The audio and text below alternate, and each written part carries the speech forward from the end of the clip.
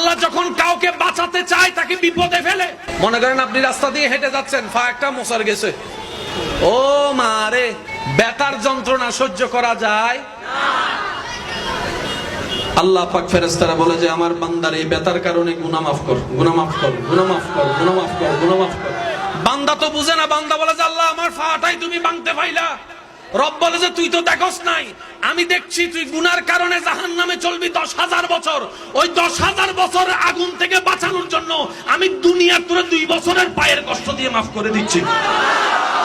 সেজন্য প্রত্যেকটা কষ্ট নিয়ামত। বলেন প্রত্যেকটা কষ্ট নিয়ামত, প্রত্যেকটা অভাব নিয়ামত, জোরে বলেন প্রত্যেকটা অভাব নিয়ামত, প্রত্যেকটা দুঃখ নিয়ামত। আমাদের কাজ হচ্ছে আল্লাহ শুকরিয়া করে ধৈর্য ধরা, আর দ্বিতীয় কোনো কাজ। কারণ আপনি যদি শুকরিয়া করে ধৈর্য ধরতে পারেন, আল্লাহ তাআলা আপনার সেই কাজের বিনিময়ে গুনাহ মাফ করবে, নিয়ামতও বাড়ায় দিবেন। 10 টাকা থেকে 8 টাকা দান করলে লাভ না লস? জোরে বলেন না। 10 টাকা থেকে 8 টাকা দিলে আরো জোরে হন না, এটা কি? কিন্তু আল্লাহর জন্য যদি আপনি খরচ করতে পারেন, জোরে বলেন কয় গুণ? 10 গুণ। কয় গুণ? এখানে যারা সংসার চালায়, আছে কেউ এমন? যারা সংসার চালায়, আমি আপনাদের একটু মনোযোগ আকর্ষণ করছি। যারা সংসারে টাকা দেন, হাত তুইলেন না। যারা টাকা দেন একটু খেয়াল করেন। ঘরে বউ আছে, সন্তান আছে, মা আছে, বাপ আছে, সবগুলা আপনার পরিচয়ের আরেকটা প্রধান পরিচয় হচ্ছে সবগুলা আপনার রবের বান্দা। আপনার বউটা আপনার রবের কি? আপনার সন্তানগুলো আপনার রবের কি? আপনার মা বাবা আপনার রবের কি? আপনি যদি এই নিয়তে তাদের সেবা করেন, আল্লাহ তোমার বান্দাদেরকে দিচ্ছি, ওই বান্দার রব আপনাকে আবার রিটার্ন করে 10 গুণ বাড়াই দিবে। আপনার পকেটে এখানে যতগুলো মানুষ আছে, আপনার পকেটে যত টাকা আছে সব টাকা আপনার নয়।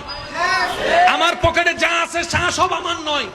অন্যের রিজিক আল্লাহ আপনার পকেটে দান করে দিয়েছেন। এবার আপনি সে 200 টাকা নিয়ে যখন ঘরে গেলেন, বউয়ে বলতেছে ওয়া ওষুধ শেষ, 50 টাকা দিলেন, তাহলে 200 টাকা আপনি মনে করছেন আপনার, কিন্তু 50 টাকা তো বউ লেগে গেছে। বাচ্চা এসে বলে বাবা কলম লাগবে 2টা, আবার দিলেন 50 টাকা, তাহলে আপনি দিলেন, নিলেন 200 টাকা নিজের মনে করলেন, কিন্তু 50 পাইলেন বউয়ের, 50 পাইলেন সন্তানের। এবার আপনার মা এসে বলে যে অফুত বিরিয়ানি হাইতে মনে হচ্ছে। এবার আপনি 100 টাকার বিরিয়ানি আনলেন মার জন্য, এবার আপনারটা কই? আপনি বললেন ইয়া রব 200 তো আমার আনা ছিল। রব বলে যে তোর ছিল না, আমার বান্দার রিজিক আমি তোর পকেটে দিয়ে রেখেছিলাম। সেজন্য কাউকে যদি খাবান, তোর সংসার আমি দিচ্ছি, বাজার আমি করে দিচ্ছি, আল্লাহর ওয়াস্তায় কথা বলবেন না, মনে মনে রবের দরবারে শুকরিয়া করবেন, আল্লাহ তোমার বান্দার সেবা আমাকে করার তৌফিক দিয়েছো, আল্লাহ সেটা যেন সুন্দরভাবে আদায় করতে পারে, তুমি দয়া করি বলো না।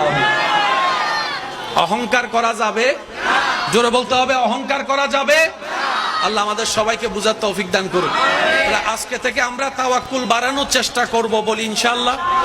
তো তাওয়াক্কুলটা বাড়াবো কিভাবে? এত জ্ঞানও আমাদের নাই, এত পাওয়ারফুল ঈমানও আমাদের। আমরা আজকে থেকে একটা কথা অভ্যাস করব, যে কোনো বিপদ আপদ মুসিবতে দুঃখ কষ্ট যাই হোক, মনকে শুধু এতটুকু বলবো আল্লাহ আছে। স্যার সবাই মিলে বলেন তো কি বলবেন? আরেকটু জোরে বলেন, কি বলবেন? আল্লাহ আছে শব্দটা একটু বড় করে বলতে হবে। কি বলবেন? নবীর প্রেম অন্তরে রেখে বলবেন আল্লাহ আল্লাহ আল্লাহ। লাভ কি হবে শুনেন। আপনি এখানে বিপদে পড়ছেন, এই জায়গার নাম কি? জোরে বলেন না রে ভাই।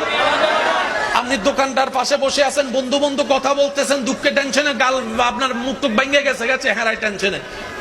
বন্ধু আইসা বন্ধুর সাথে শেয়ার করলেন, বন্ধু যখন আপনাকে আরো বেশি টেনশনে ফেলাই দিছে, আপনি বন্ধুরা বললেন আমি টেনশন করি না, আমার জোরে বলেন আমার। আপনি যে আস্তে করে কথাটা বলছেন দোকানদার শুনে নাই, কিন্তু আপনার রব শুনে গেছে। সুবহানাল্লাহ, জোরে বলেন না। আপনি শুনেন নাই, আপনার বন্ধু শুনে নাই, বউয়ে শুনে নাই, স্বামীয়ে শুনে নাই, আল্লাহ শুনে গেছে। এবার আল্লাহ ফেরেশতারা ডাইকা জিজ্ঞেস করে, এই আমার নাম নিল এটা কে রে?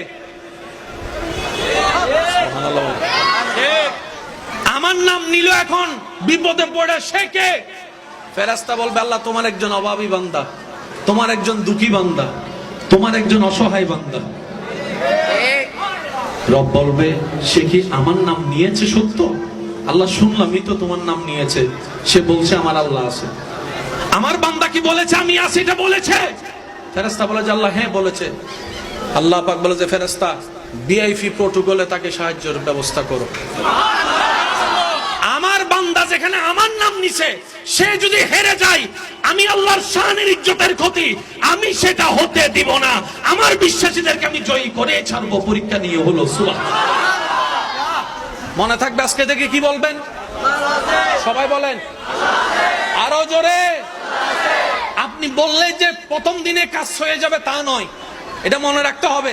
আপনাকে আগে সেই বিশ্বাস লেভেল পর্যন্ত যেতে হবে। তো সেটার জন্য অভ্যাস আজকে থেকে করতে পারবো ইনশাআল্লাহ। এবার বলেন 5 ওয়াক্ত নামাজ চলবে? আর একটু জোরে। 5 ওয়াক্ত নামাজ চলবে? ব্যস্ততা আছে না? চাকরি আছে না? ব্যবসা আছে না? সংসার আছে না? রান্না আছে না? গাড়ি আছে না? ফাঁকে ফাঁকে ফাঁকে ফাঁকে আমি প্রত্যেকটা দোকানদারকে বলবো জায়গা পাইলেই একটু জায়গা রাখবেন দোকানে নামাজটা পড়ার জন্য। একটা কার্ড বানাবেন, এখানে লিখে দিবেন নামাজের বিরতি চলছে। কথা বলেন আরো জোরে বলেন। আপনিও নামাজ না পড়লে পড়ে নেন, একটা কার্ড লাগাই দেন নামাজের বিরতি চলছে, আপনিও নামাজ না পড়লে পড়ে নেন। এবার আপনি বলবেন ভাই বিধর্মী হলে, আমি বলবো বিধর্মীর জন্য তো এটা লিখতেও বলি নাই, কারণ বেশিরভাগ মুসলমান, তাই মুসলমানের জন্য লোক করতে বলেছি। কথা বলেন ঠিক কিনা? আর যদি দোকান আপনার বড় থাকে, একটু জায়নামাজের জায়গা একটু বাড়ান, 3-4 জন যেন বসতে পারেন। 4 জন যদি আপনার কর্মী থাকে, একজনকে পাহারায় বসান, 3 জন নামাজের মধ্যে দাঁড়ায় যান। ওই 3 জন উঠলে আবার একজন নামাজ পড়বে, দেখবেন ওই দোকানে বরকত কেমন আসবে, কোন জায়গা থেকে আসবে আপনি কল্পনাও করতে পারবেন না। রব বলে যে হাজার ব্যস্ততার মধ্যেও যে আমি রবকে স্মরণ করে, আমি রব তাকে স্মরণ রাখি। বলেন না সুবহানাল্লাহ। তাহলে নামাজ বাদ দেওয়া যাবে? আওয়াজটা আরো বড় লাগবে। নামাজ বাদ দেওয়া যাবে? এবার আপনি বিভিন্ন কাজে আছেন, ব্যবসায় আছেন, চাকরিতে আছেন, গাড়িতে আছেন, যেখানেই আছেন, অবসর সময় লা ইলাহা ইল্লাল্লাহ জিকির করেন, সুবহানাল্লাহ জিকির করেন, আলহামদুলিল্লাহ জিকির করেন। এই এক একটা সেকেন্ডের জিকির কাল হাসরের ময়দানে পাহাড়ের মতো সওয়াব হয়ে আপনার সামনে দাঁড়ায় যাবে। কারণ আমাদের হায়াত কি লম্বা না কম? একটু শেষ ভালো যার সব ভালো তার জোরে বলেন আমাদের হায়াত কি লম্বা না কম? এই কম হায়াতটাকে বেশি ভাবে কাজে লাগানোর দরকার আছে। আল্লাহ পাক আমাদের সবাইকে কবুল করুন। নূর নবীর নাম আরো ভালো লাগে, দরুদ সালাম সবাই কত ভালো লাগে আমার নাম আরো ভালো লাগে নবীর সালাম, নবীর দরুদ সালাম, নবীর আল্লাহুম্মা সাল্লি আলা সাইয়্যিদিনা মুহাম্মাদিন, আল্লাহুম্মা সাল্লি আলা সাইয়্যিদিনা। উচ্চ আওয়াজ একবার বলি আলহামদুলিল্লাহ।